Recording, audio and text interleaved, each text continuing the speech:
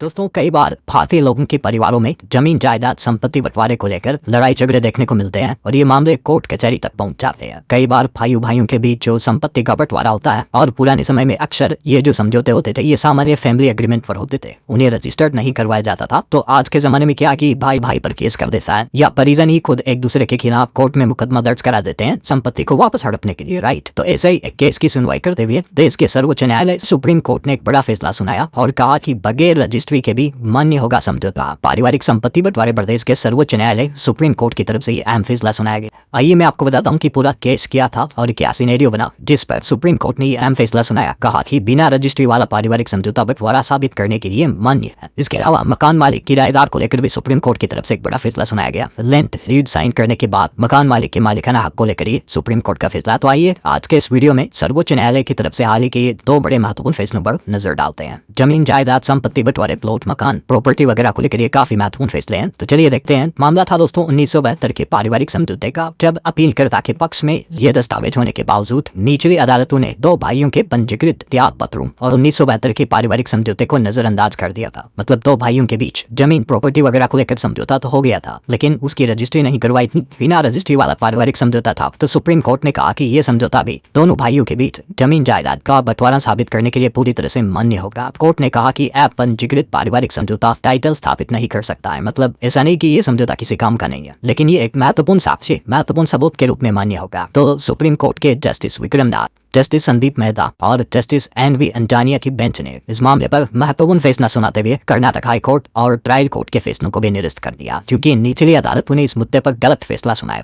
निचली अदालतों ने यह 1972 के पारिवारिक समझौते को ही नजरअंदाज कर दिया था। अदालतों ने तो कह दिया था कि रजिस्टर्ड नहीं है तो ये बंटवारा फैसला मान्य नहीं होगा। लेकिन जब एक पक्ष इन दोनों अदालतों के फैसलों से सहमत नहीं हुआ तो सुप्रीम कोर्ट में एक केस गया और सुप्रीम कोर्ट ने कहा कि निचली अदालतों ने कानून का गलत इस्तेमाल किया। उन अदालतों ने संपत्ति को संयुक्त परिवार की संपत्ति मानकर सभी वारिसों में बराबर बांटने का आदेश दे दिया था, क्योंकि निचली अदालतों ने कहा था कि पंजीकृत त्याग पत्र स्वयं में वैध होता है, मतलब रजिस्टर्ड एग्रीमेंट होना चाहिए ऐसा, और इसे लागू करने की कोई अतिरिक्त शर्त नहीं होती है। मगर सुप्रीम कोर्ट का कहना है कि पंजीकृत पारिवारिक समझौता टाइटल स्थापित नहीं कर सकता है, लेकिन एक महत्वपूर्ण साक्ष्य के रूप में तो मान्य होगा। ये एक अहम सबूत होगा कि इन फैमिली के बीच एक आपसी समझौता हुआ है ऐसा। अब समझिए दोस्तों, पारिवारिक समझौता क्या होता है। बहुत ही महत्वपूर्ण ध्यान में रखने वाली बात है। पारिवारिक समझौते की बात करें तो ये परिवार के सदस्यों के बीच संपत्ति, जैसे कि पैतृक दादा दादी की, मम्मी पापा की जो प्रॉपर्टी होती है या उनकी संयुक्त संपत्ति होती है, उसके बंटवारे या विवाद निपटारे का एक लिखित या मौखिक समझौता हो सकता है। इसका उद्देश्य यह है कि परिवार में शांति बनाए रखना और भविष्य के मुकदमों से बचना है। तो सुप्रीम कोर्ट ने कहा कि फैमिली सेटलमेंट को प्रोत्साहित किया जाना चाहिए, क्योंकि ये परिवार की एकता को बनाए रखता है। अब जरा सोचिए, आज के जमाने में भी सुप्रीम कोर्ट का ये कहना कि फैमिली एग्रीमेंट जो आपसे समझौता होता है ना, वो इतना कारगर है कि इससे परिवार संयुक्त में रहते हैं, परिवारों के बीच वाद विवाद नहीं होते हैं। तो पारिवारिक समझौते को बढ़ावा देना चाहिए। इनफैक्ट फैमिली एग्रीमेंट पूरी तरह से वैलिड है। सुप्रीम कोर्ट का ये कहना। देखिए जरा, भले ही रजिस्ट्री ना करवाई हो, जरूरी नहीं कि उस संपत्ति को, उस प्रॉपर्टी को पर्टिकुलर उस समझौते के अकॉर्डिंग परिवार के सदस्यों के नाम पर स्थानांतरित किया जाए। भले ट्रांसफर रजिस्टर्ड नहीं करवाया है, उनके नाम पर नहीं करवाई है संपत्ति को, फिर भी वो जो समझौता होगा, चाहे छोटे स्टाम्प पे बड़े ही क्यों ना लिखा हुआ हो, वो समझौता आपस में मान्य होगा ऐसा। सुप्रीम कोर्ट ने यह भी स्पष्ट किया कि संयुक्त परिवार की संपत्ति में किसी सहभाजनकर्ता द्वारा किए गए पंजीकृत परित्याग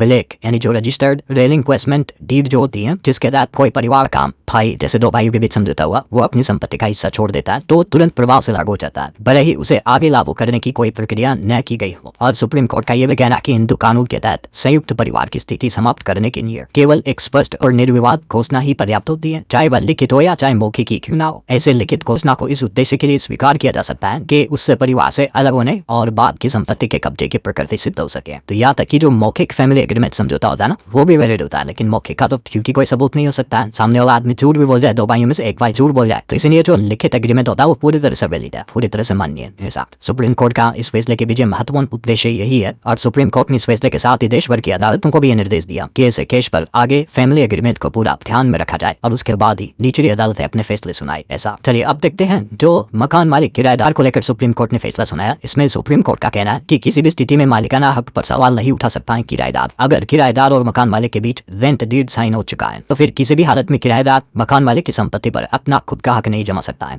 सुप्रीम कोर्ट का कहना कि ये डॉक्ट्राइन ऑफ एस्पोटेल यानी रोक के सिद्धांत सिद्धांत के खिलाफ है, तो चाहे मकान मालिक किराएदार के बीच कोई भी रेंट एग्रीमेंट हो चुका है तो वो पूरी तरह से वैलिड होगा, क्योंकि इस केस पर जो सुप्रीम कोर्ट ने फैसला सुनाया उसमें कोर्ट ने कहा कि किराएदार के परिजनों ने 50 साल से भी ज्यादा समय तक तो मूल मालिक को किराया दिया और अब वो उसके मालिकाना हक पर सवाल उठा रहा, क्योंकि कई बार ऐसे मामले देखने को मिलते हैं ना कि कुछ किराएदार कई सालों तक अगर प्रॉपर्टी पर किराए लेकर रहते हैं तो फिर उस प्रॉपर्टी पर अपना हक जमाने लगते हैं, खाली नहीं करते हैं, चाहे दुकान हो, चाहे मकान हो, प्लॉट हो, राइट। तो आई ऐसे वाद विवाद के केस और स्थितियों को ध्यान में रखते हुए सुप्रीम कोर्ट ने यह जजमेंट दिया, कहा कि रेंट डीड एग्रीमेंट के बाद किसी भी स्थिति में किराएदार कितने ही सालों तक क्यों ना रहा हो, मकान मालिक की संपत्ति पर अपना मालिकाना हक नहीं जमा सकता। और इस मामले में भी सुप्रीम कोर्ट ने मकान मालिक के खिलाफ निचली अदालत के आदेश को भी रद्द कर दिया, क्योंकि निचली अदालत ने तो किराएदार को जनवरी 2000 से ही बकाया किराए का भुगतान करने और किराए में चूक और मकान मालिक की वाजिब जरूरत के आधार पर संपत्ति खाली करने का आदेश दे दिया। लेकिन सुप्रीम कोर्ट ने निचली अदालतों के उन सभी आदेशों को रद्द कर दिया और आखिरकार संपत्ति मालिक के हक में ही ये फैसला सुनाया। तो ये किराएदार मकान मालिकों के लिए भी महत्वपूर्ण अपडेट है और जमीन जायदाद को लेकर बंटवारे को लेकर भी ये सुप्रीम कोर्ट का महत्वपूर्ण फैसला। उम्मीद है ये दोनों बड़े अपडेट आपको जरूर जानने मिले होंगे।